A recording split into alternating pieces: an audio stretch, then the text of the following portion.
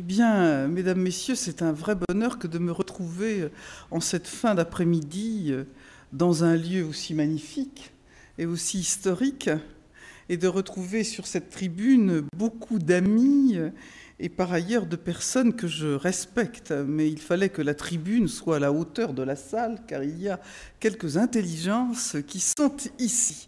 Alors je suis heureuse de saluer le président de l'Alliance nationale pour les sciences de la vie et de la santé, André Sirota en majesté, bien sûr. Monsieur le président des laboratoires internationaux de recherche, on a plutôt l'habitude de dire le LIR, Dominique Amaury, le président des entreprises du médicament, cher Christian Lajoux. Alors je sais qu'Arnold Munich est, paraît-il, en arrivée, on ne l'a pas encore avec nous, mais je le salue de loin. Les professeurs, cher Bruno Dubois, cher Alexis Brice, je suis heureuse de retrouver Philippe Amouyel, avec lesquels nous travaillons tellement sur ces problèmes d'Alzheimer, et puis François Sarkozy, un très très vieil ami, non pas par l'âge, mais par l'ancienneté. Je suis très heureuse d'introduire cette table ronde qui ouvre les deuxièmes rencontres internationales de recherche. Sous le haut patronage du président de la République, qui l'année dernière a personnellement incarné la détermination de notre pays à renforcer son attractivité dans le domaine de la recherche médicale, vous renouvelez aujourd'hui ces rencontres entre les chercheurs et les entreprises du médicament. Je m'en réjouis. Ah oui, je vais avoir un problème avec les traductions. Voilà, ça va la technique? Bon, très bien. Aujourd'hui, comme l'année dernière, c'est le vaste champ des neurosciences qui vous intéresse, qui nous intéresse, et demain, ce sera celui, non moins important, des maladies métaboliques et cardiovasculaires. Votre objectif est clair, il s'agit de renforcer les coopérations entre les chercheurs académiques regroupés au sein de l'Alliance nationale pour les sciences de la vie et de la santé, et les firmes pharmaceutiques afin de favoriser l'innovation thérapeutique. Particulièrement sensible à votre invitation, je veux rappeler en effet que les résultats de la recherche médicale ont d'abord pour objectif l'amélioration de la santé des malades. Cela va sans dire, mais c'est peut-être pas inutile de le dire encore et toujours. L'innovation thérapeutique constitue en effet une part importante du progrès médical. C'est elle qui va permettre de proposer aux patients un traitement nouveau, particulièrement salvateur.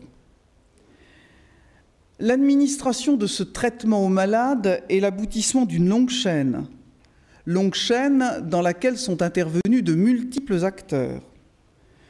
Rappelons-nous le temps où Pasteur, en inoculant directement un extrait du virus de la rage au jeune Joseph Meister, dans un essai clinique réduit à sa plus simple expression, le guérissait. Depuis lors, les étapes de découverte, la validation et la diffusion d'une innovation sont de plus en plus complexes. C'est le mérite de votre initiative que de tenter, en tenant compte de tous les enjeux, de faciliter la transformation des découvertes en solutions médicales sûres et efficaces. Conformément à la volonté du président de la République, les initiatives gouvernementales en la matière témoignent de notre souhait partagé d'attirer l'investissement dans le domaine de la santé et de renforcer l'attractivité de la France dans ce secteur. J'en veux pour preuve notamment le Conseil stratégique des industries de santé, les facilités offertes par le crédit impôt recherche, les financements dans le cadre du fonds InnoBio ou le grand emprunt. Sur chacun de ces sujets, vous avez répondu présent et je tiens à saluer la qualité de vos réponses. Comme vous allez le démontrer cet après-midi, les entreprises présentes lors de votre premier rendez-vous recherche et développement ont été convaincues de notre volonté de mettre en avant l'excellence scientifique et de permettre des accords de partenariat efficaces et satisfaisants pour toutes les parties. La collaboration entre les chercheurs académiques en amont et le secteur privé, tout comme l'implication de nombreuses disciplines, la génétique, la médecine, les mathématiques, la statistique, la biologie, sont indispensables. D'ores et déjà, des résultats tangibles apparaissent.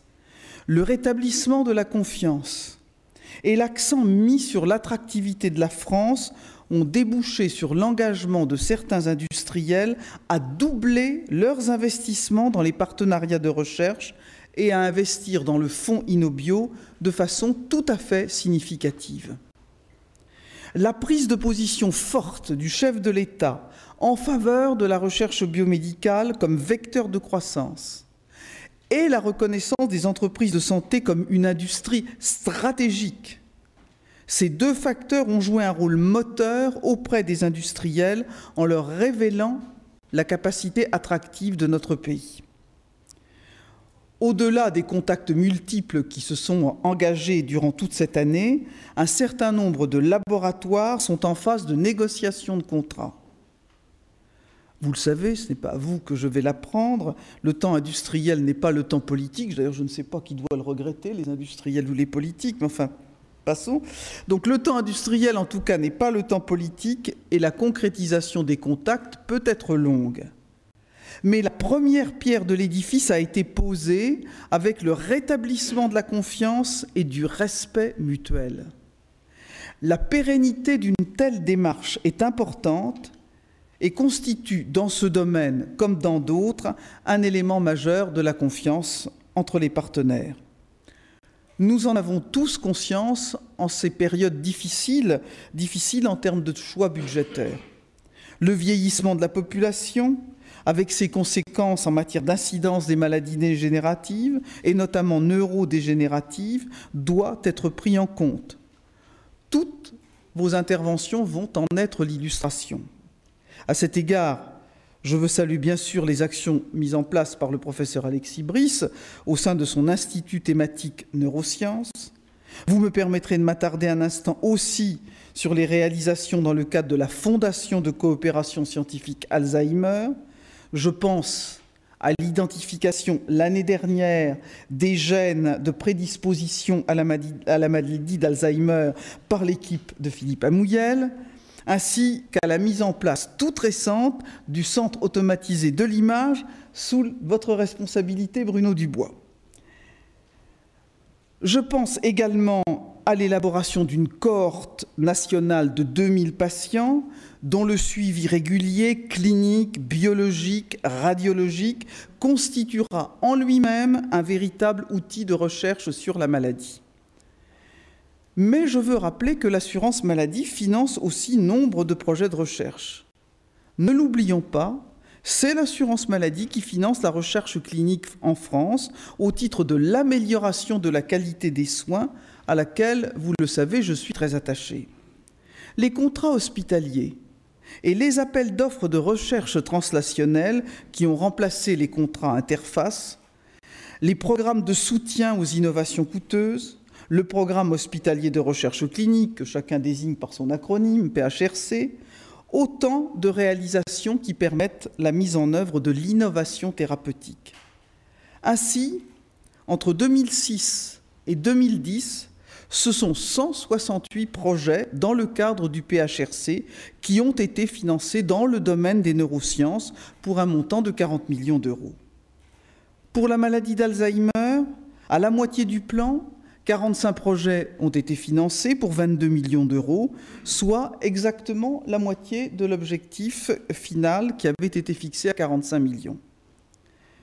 Je le redis, l'égalité d'accès pour tous à des soins de qualité est au premier rang de mes engagements, comme j'ai eu l'occasion de le refaire avec force encore il y a quelques jours, notamment lors du salon Hôpital Expo.